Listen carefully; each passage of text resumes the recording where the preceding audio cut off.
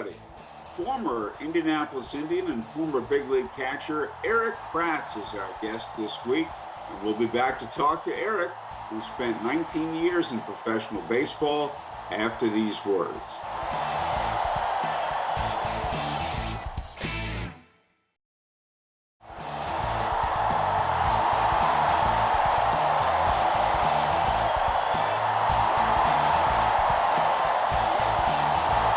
Former Major League catcher, former Indianapolis Indian, Erik Kratz is our guest.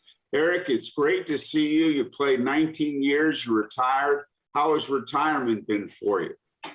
Tremendous. I don't tell people I retired. I tell people I quit because then I get to go on and do something better. That's good. What do you plan to get into coaching, or tell us your thoughts? I think everybody can have thoughts. I think for me, I just tell people that whatever I'm going to do next, I just want to make the biggest impact using the unique career path that I had.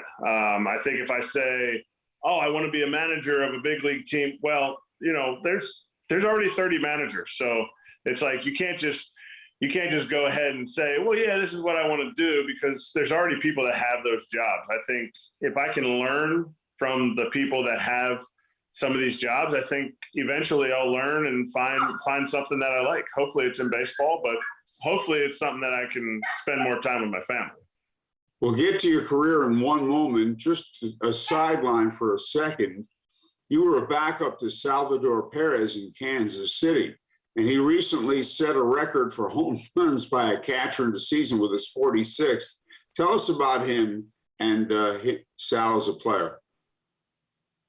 Sal as a player is pretty self-explanatory. I mean, the guy has 6 or 7 Gold Gloves, 6 or 7 All-Star games, and the only reason he didn't get one or 2 more is because he missed an entire season.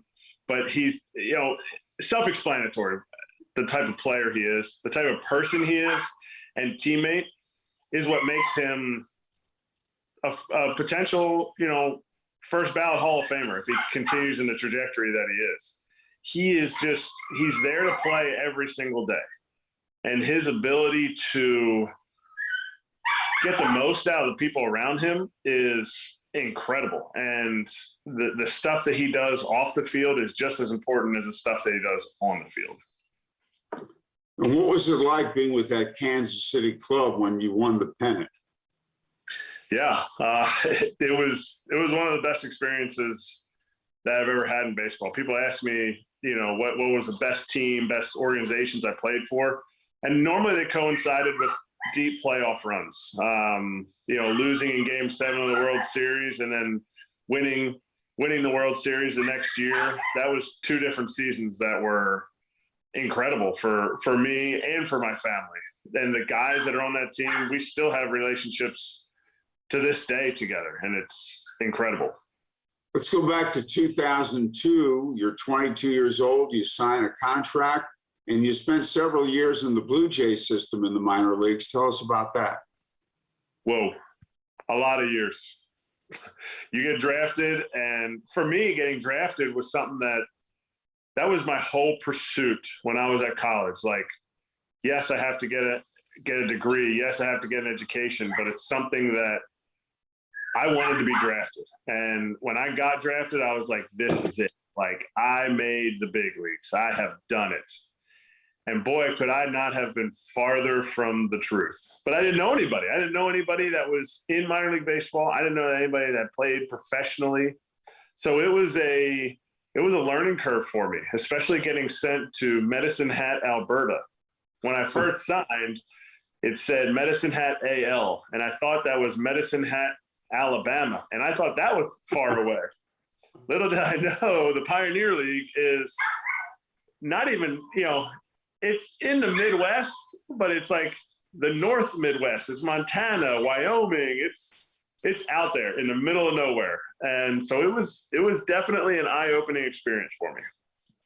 And then you came over to the Indianapolis Indians in 2009. That's where we became friends. And I said to you, Trent Jewett had been our manager the previous 4 years, a former catcher. I said, you would have loved working with him, but you were with the Indians all of '09. Then in 2010, at the age of 30, you get the call to the big leagues for the first time. Please relive that experience with us. I made my second All-Star team. I started in a game, and my manager, Frank Kremblis, pulled me out of the game. And, you know, he came up with some stories like, well, I saw you got hit in the head by that foul ball pretty hard. And I wanted to make sure you were okay. And I'm like, yeah, I'm fine. Like 3 innings. I didn't honestly think I was supposed to be starting that game because Jesus Montero was a much better player than me.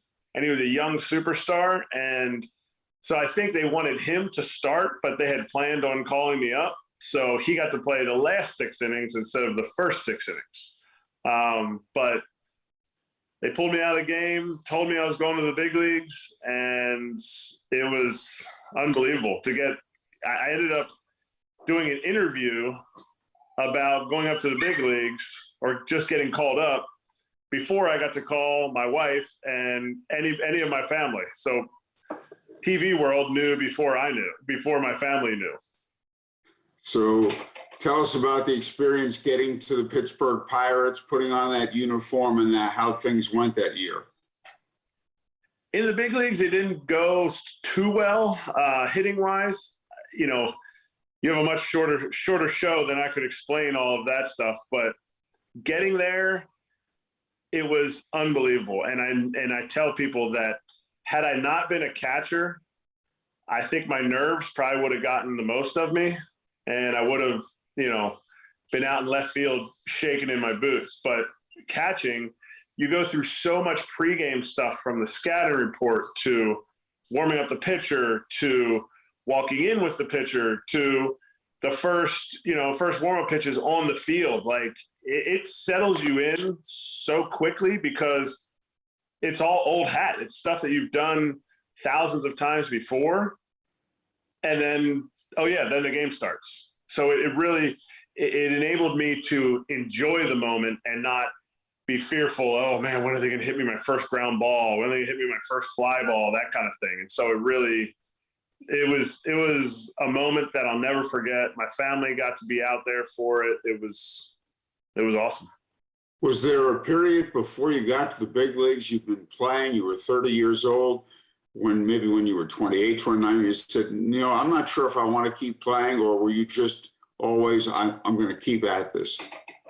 No, there was a lot of times that I definitely thought about quitting. No specific stories other than 2004, 2007, 2006, when my first son was born, who's now 14.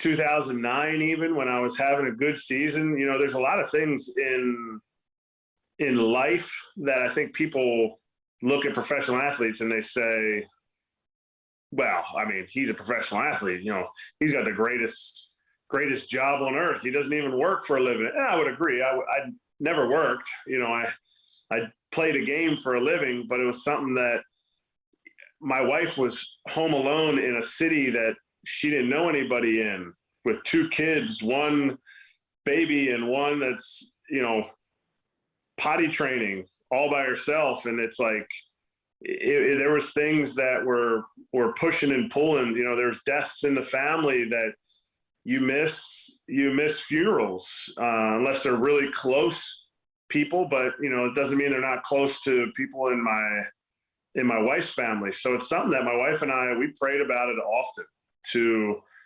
play, to continue to sign with another team. And I was very fortunate. I mean, a lot of people will be like, oh, you didn't make the big leagues till you were 30. But I got 6 years of service time between when I was 30 and 40. So it's something that I thank the Lord every day and the people in my life for the opportunity I got to play, because it was a really, really great opportunity. Yeah, then it was one thing to get to the big leagues, and another thing, as you said, to accumulate all that time, and that took a lot of perseverance too. You're right, it does. And I heard people say it before I made the big leagues, like, anybody can make the big leagues. it's tougher to stay. And I'm like, whew, took me 8 years to get to the big leagues, and then you had to stay. But it really is. It's perseverance, but it's also support and trust from the people around you, people in my life that enabled me to continue to pursue it and continue to be in the minor leagues possibly, and then going to the big leagues, being in the big leagues and not knowing my future. It was something that we really just enjoyed the journey day by day. Well said. We'll have more with Erik Kratz after these messages.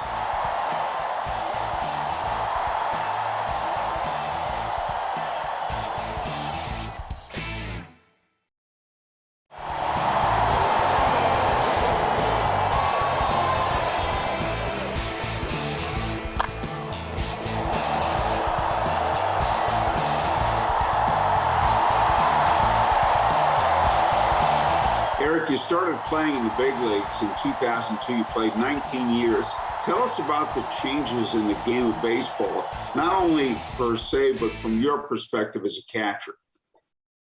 Oh man, I mean, I think the easy things to say are, the analytic things that have come into the game. They were there. I think it was just the different verbiage, the different words that were used. I think that's a big thing. But for me, when people ask me that question, I always think of the story of when I was first drafted and we got our workout pamphlets. Now, the Blue Jays were ahead of their time. They would give us workouts. We had a strength coach at our rookie ball team, which it took years for some teams to have them at anything below AA. So we were ahead of our time in that sense. But they gave us our workout booklets, and there was 3 workouts at the end of 3 of the days. And they were called empty cans, no monies, and touchdowns. And it was part of our cuff work routine. Nobody explained it to us. And it was just another thing, something new that I was learning for workouts. And I was going to do everything that I could to be the strongest and the hardest worker possible, because those are things I could control. And we get into spring training and I'm doing no monies. If anybody knows what they are, they understand this. If not, I'll explain it. But I was doing 55s in each hand on no monies. And we get into spring training, and the first thing they talk about is our cuff work routine. We have to do cuffs. And this is part of our strength and conditioning program. And they said, yeah, we have to do our cuff work, and we want to make sure we just do our cuff work with body weight bands or anything under 5 pounds. And I'm sitting there like, uh-oh, I was doing 55 pounds. And this is supposed to be for like shoulder stability. It's a motion where you basically look like you have no money in your hands. You're just showing everybody your hands. And I was holding 55s, but it was a time in that era where there was a lot of guys, steroid era was coming to an end. And so it was like bigger, stronger, faster, everything. And now the stuff that they're doing, it's smaller, fast twitch muscles, stay healthy, flexibility. So the game has like done it's not even a 180. We're almost coming back to, the bigger, stronger, faster era. So it's almost at a 360. You got to the big leagues in 2010. You played through 2020. Did working with pitchers change during that course of time? For sure. And I think that's really a big thing with the analytics. The numbers that you get sometimes pitchers are still all over the map. Some of them are overwhelmed by all the information. Some of them want all the information and I have to hold back the information. Some of them are super focused on other things, which hasn't changed at all. Pitchers are going to be pitchers. Their personality really comes through. So I think at the core of dealing with pitchers, they haven't changed. Some pitchers you have to prod and get going. Other pitchers you have to pull the reins in and be like, whoa, let's relax a little bit here. But I think it's something that through the years, the personalities are the same, or not the same. The personalities are unique, and dealing with that is how you deal best with the pitchers. But the information that we get is a little bit more difficult, knowing or learning which pitchers can handle a ton of information, which pitchers can handle no information, which pitchers think they can handle information, but they really can't. And so it's navigating that together as a group. I've had so many guys in the game say, look, information is good, but if you can get too much of it and you can get too carried away with it. And do you believe that couldn't be true? Totally. You totally can. But I would argue with anybody, and I love arguing. So that's a great character trait of mine, said nobody.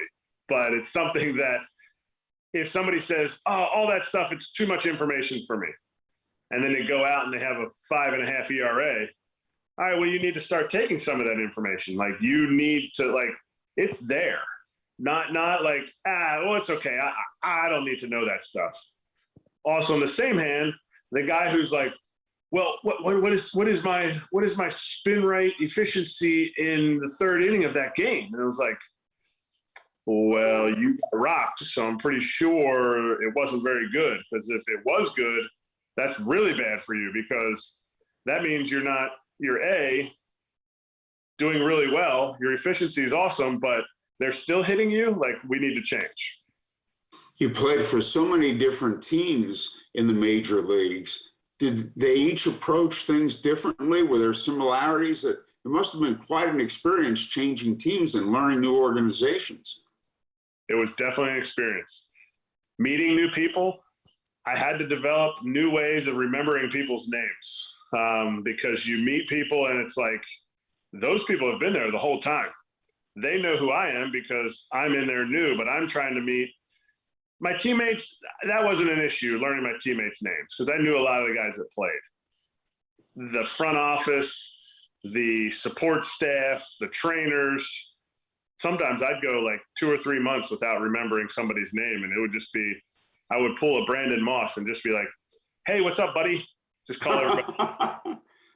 And that was how I dealt with that during that time. But yeah, there were so many people to meet, so many people, such an awesome experience to be able to change so many teams. But I also sometimes envied the guys who played their entire career at one place, and they had a house, 20 minutes from the stadium, and they knew where they were going to go. But everybody really kind of unwraps the numbers, because all the numbers are the same. It's how you use them and how you approach them and how much it goes into your daily, everyday attacking of trying to win the game at hand. You talked about the pride you take in working with pitchers, and I saw a comment where not only did you take pride in working with pitchers, but it was something a little special with Latin American pitchers and the success they had. Can you please share that with us?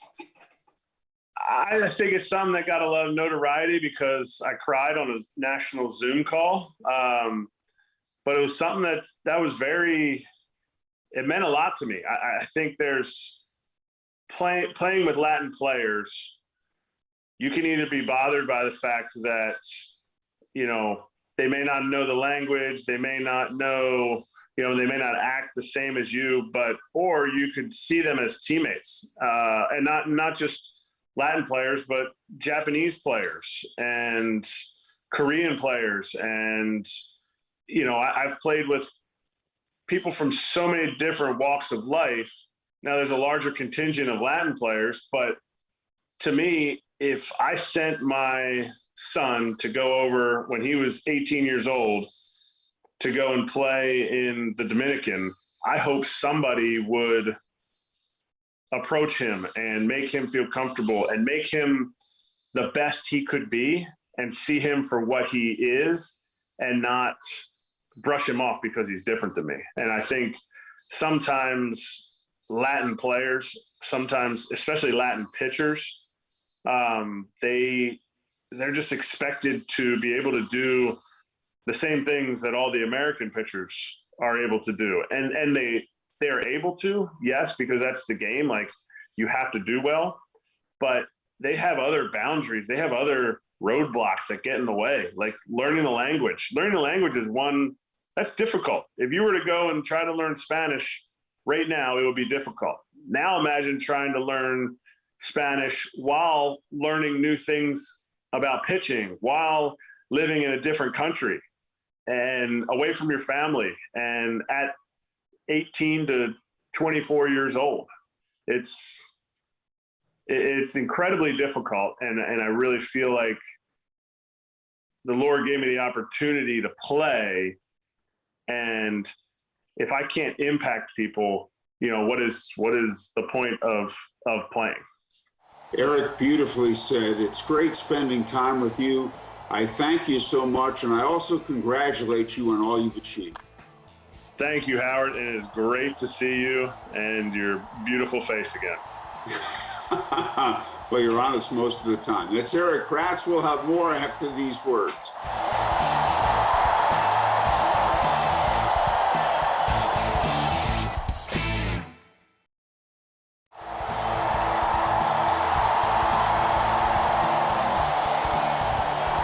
Thanks to our guest, Erik Kratz. See you next week, everybody.